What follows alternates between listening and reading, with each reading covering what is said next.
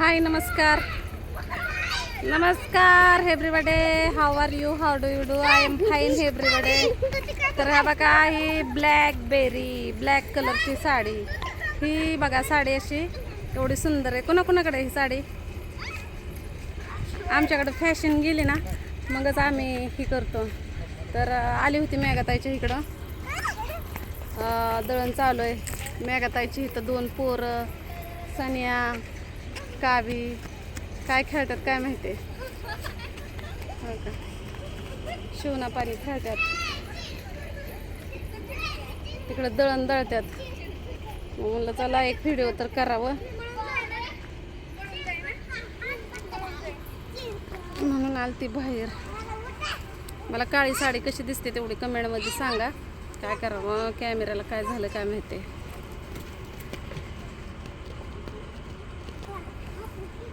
पुसून काढला बाई तरी पण तसलंच दिसतंय वक्ताचिळ तोंड. काही जरी केलं तर तोंड वक्त असल्यावर वक्तच दिसणार आहे का नाही. अजून थोडं पुसतंय.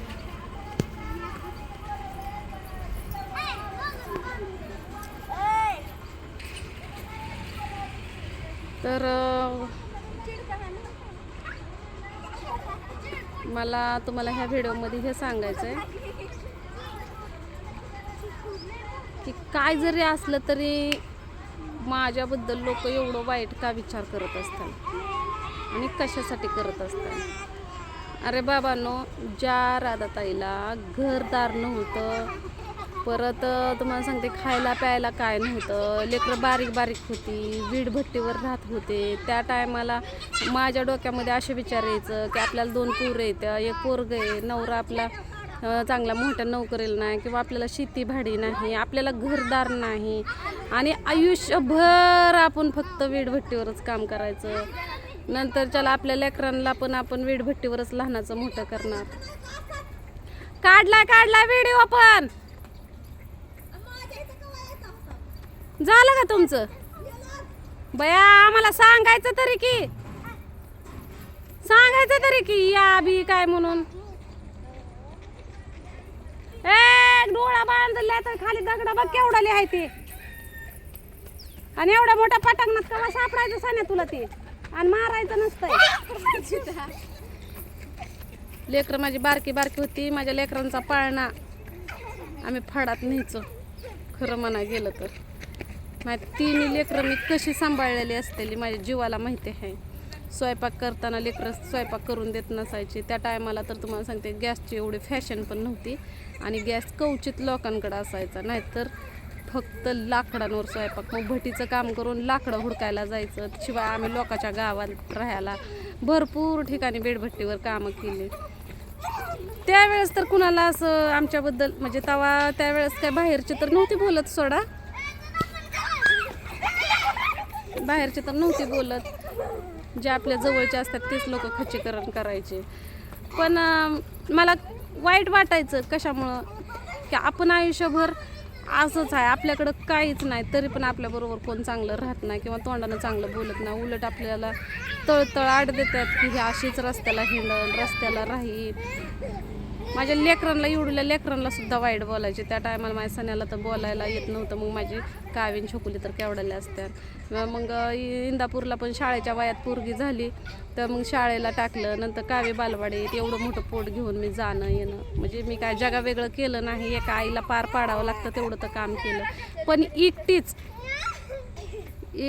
घरातलं बघून दारातलं बघायचं, शाळेची सोय जवळ नाही काय नाही, एवढ्या सगळ्या गोष्टी पार पाडून कसं तरी शून्यातून विश्व निर्माण केलं. ही जागा जी आहे ना आता जिथं मी राहते, ती जागा मिळवण्यासाठी मी किती रडले असन तरी मला ह्या गावामध्ये राहायचंच नाही अशी काही लोकांची आठवते आणि मला इथं राहून पण द्यायचं नाही अशी आठवते.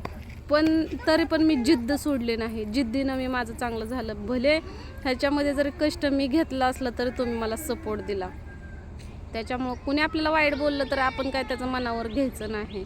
मग मी कमेंट्स करणाऱ्याला एवढंच सांगते की एखाद्या गरिबानं जर, आणि मी काय एवढी जहागीरदार पण झालेलं नाही किंवा एवढी प्रॉपर्टी पण कमवून ठेवली नाही. तुम्हाला सांगते मी जर उद्या मरून गेली ना तर माझ्या लेकरांना अन्न खाणं सुद्धा मुश्किल होईल. होईल का नाही तुम्ही सांगा. आपल्या मागं पुढं बघायला कोण आहे का, आपल्याला शेती भाडे आहे का, आपल्याला गव्हर्नमेंटची नोकरी आहे का काय आहे. आणि कोणच्या आईबापाला पण वाटत नाही की आपल्या लेकरांना शिक्षण नाही घ्यावं किंवा चांगल्या पदवीवर. प्रत्येक आईबापाचं स्वप्न असतं की आपल्या लेकरांना चांगलं शिक्षण घ्यावं, चांगल्या पदवीवर जावं. तुम्हाला सांगते मेघाताईचं शिक्षण इतकं झालेलं आहे, काय करते बिचारी. त्यांच्या नवऱ्याचं पण इतकं शिक्षण झालेलं, काय करतात. म्हणजे असं असतं, शिक्षण घेऊन सुद्धा मनासारखी कामं नाहीत. आता पुण्या मुंबईमध्ये एवढे शिक्षण घेतलेले पोरं म्हणा, पुरी म्हणा, 10-15 हजार, लयत लय 15 हजारातच नोकऱ्या करतात ते. आणि गरिबाचेच आहे ते सगळे, कुणी असे मोठे नाही ते. आता सुधारली, ज्याच्याकडे पैसा होता ते पैसा भरल्या, नोकरीसुद्धा पैसा भरल्याशिवाय नोकरी लागत नाही. अजून काय सांगू तुम्हाला. म्हणजे मी गरीब आहे, माझं काहीच नव्हतं, मग मी माझ्या लेकरांसाठी स्वप्न अशी वाईट थोडी वागणार आहे. पण त्यांना लहानपण पण जगून देते, त्यांच्या मनासारखं राहून पण देते, शिक्षण पण देते, कोणत्या गोष्टीचं बंधन नाही. त्याच्यामुळं लेकरांनाच वळण नाही, तुझं असंच होईन, तुझं तसंच होईन. आणि बोलणाऱ्याच्या उरावर आपलं चांगलं होतं. फक्त आपण फक्त आपले प्रयत्न सोडायचं नाहीत. आणि आता ही कलियुग आहे, तुम्हाला सांगते. दिलं घेतलं तर गोड आहे, नाही तर कोणाचं नाही. मग कुणाला किती पण त्यांच्या घशापर्यंत नारळ्यातनं हात घालून जरी पोटातून बाहेर निघला ना, तरी पण त्यांना वाटत नाही की बाबा आपल्यासाठी. मला इतका त्रास होऊन पण मी सगळ्यांना का चांगलं समजते. कारण एक दिवस तर त्यांची बुद्धी पलटन की बाबा आपण हिच्याबरोबर असं वागलो तर ही आपल्याबरोबर चांगली वागली तर नाही का. एक दिवस तर मला वाटायचं की त्यांना लाज वाटन की आपण हिच्याबरोबर कसं वागतो आणि ही आपल्याबरोबर कसं वागतो. त्यामुळे मी कोणाचा वाईट विचार करत नाही. पण आता दिला मी वाईट विचार आणि चांगला विचार करायचा पण सोडून. त्याच्यामुळं मला कुणाबद्दल काही सांगू नका. आता विषय आला सोनीची आयडी तू का चालवते. बिचारीचं आयडी खोलून दिली आणि ती व्हिडिओ बनवत नाही. तर राधी एवढे हे आहे की तिची आयडी तिनं घेतली आणि ती स्वतः चालवते. अरे मी काय वाईट विचारानं तिची आयडी चालवत नाही, तर मी चांगल्याच विचारानं तिची आयडी चालवते. आणि तिच्याकडं फोन नाही, काय नाही. मग तिच्या आयडीवर मी एखादा व्हिडिओ टाकला तर काय बिघडतंय. आणि ती थोडंसं हे होणार आहे का सांगा. नाही, उलट तिची आयडी गृहीत होईल, चालू राहील बंद पडण्यापेक्षा. बरोबर आहे का नाही. म्हणजे मी चांगल्या विचारानं पण लोक त्याच्यामध्ये वाईट, पण तसं नसतं. त्याच्यामुळं मी आता कुणाचा चांगला पण विचार करत नाही, वाईट पण विचार करत नाही. हा बघा, कुणी मेलं त्यांच्या मैतीला जायचं, कुणी जगलं तर चांगलीच गोष्ट आहे. आपल्या मड्यावर पण कुणी रडायला येऊ नाही तर नाही, त्याच्याबद्दल काय वाद नाही.